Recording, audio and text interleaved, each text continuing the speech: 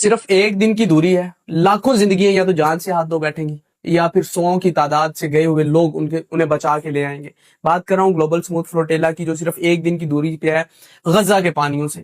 غزہ کے پانیوں میں داخل ہونے میں صرف کچھ گھنٹے باقی ہیں، پانیوں میں داخل ہو جائیں گے۔ بہت سے ڈرونز، بہت سے میزائلز، بہت سے جو ہیڈلز ان کے سامنے آئی، ان سب کو لڑتے ہوئے جھگڑتے ہوئے ان سے پہنچے ہیں وہاں پہ۔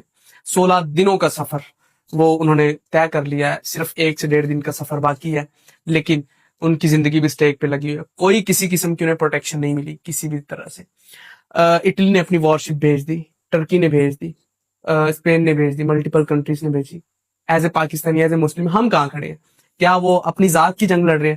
وہ کہہ دیں کہ مسجد اقصی کے نیچے سے 3rd ٹیمپل اپنا کھول لو، یہودیوں کو کہہ دیں، تو کیا ان کی جان کو خطرہ ہے؟ کچھ بھی نہیں ہے، وہ اسلام کی جنگ لڑ رہے ہیں۔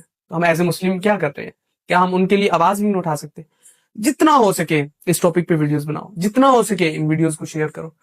میری آپ سے ریکویسٹ ہے، صرف 1 دن بچا ہے، ہماری اپیل ہے، ہم ریکویسٹ کرتے ہیں، جس طرح سے کہتے ہیں ہم ریکویسٹ کر لیتے ہیں اپنی گورنمنٹ سے، اپنے ہائی اتھارٹیز سے، کہ خدا را ان کی مدد کریں۔ پاکستان نیوی جو پوری دنیا کے اوپر بڑی نیوی فورس ہے، وہ کہاں ہے؟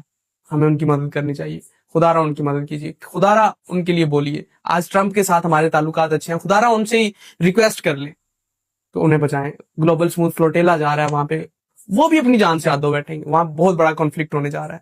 میں آپ سے کہہ رہا ہوں خدا را ان کے حق میں بولیے، لیکن اگر نہیں بول سکتے تو آپ سے برا انسان، آپ سے برا مسلمان، یا اگر آپ مسلم نہیں بھی ہیں تو آپ سے بری انسانیت کسی میں بھی نہیں ہے۔ خدا را ان کے حق میں آواز اٹھائیے۔